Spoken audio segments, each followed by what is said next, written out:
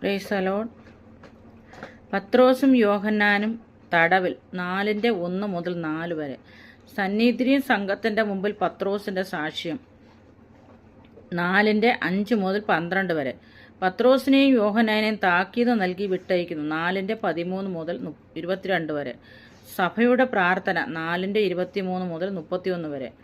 വിശ്വാസികളുടെ മധ്യത്തിലുള്ള ഏക ആത്മസ്നേഹം പങ്കുവയ്ക്കുവാൻ 4:32-37.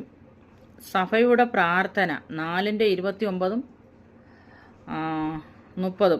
വിശ്വാസികൾ പത്രോസിൻ്റെ വിടുതലിന് ശേഷം പ്രാർത്ഥന തുറന്നുകൊണ്ടിരുന്നു എന്നും തങ്ങളെ പീഡിപ്പിക്കുന്നതിൽ നിന്ന് രക്ഷിക്കണമെന്നും അവർ പ്രാർത്ഥിച്ചുകൊണ്ടിരുന്നതായിട്ട് നമുക്ക് കാണാൻ കഴിയുന്നുണ്ട്. ശത്രുക്കളെ നിഗ്രഹിക്കണമെന്നോ അവർ പ്രാർത്ഥിച്ചില്ല. എന്നാൽ ക്രിസ്തുവിനെക്കുറിച്ച് പ്രസംഗിക്കുവാനുള്ള ധൈര്യം നൽകണമെന്ന് അവർ പ്രാർത്ഥിച്ചത് മാത്രമല്ല, അവർ യഥാർത്ഥത്തിൽ ദൈവവചനമാണ് പ്രസംഗിക്കുന്നതെന്ന് തെളിയിക്കുന്ന അത്ഭുതങ്ങൾ ഉണ്ടാകുവാൻ ഇടയാകണമെന്ന് അവർ പ്രാർത്ഥിക്കാനിടയായി.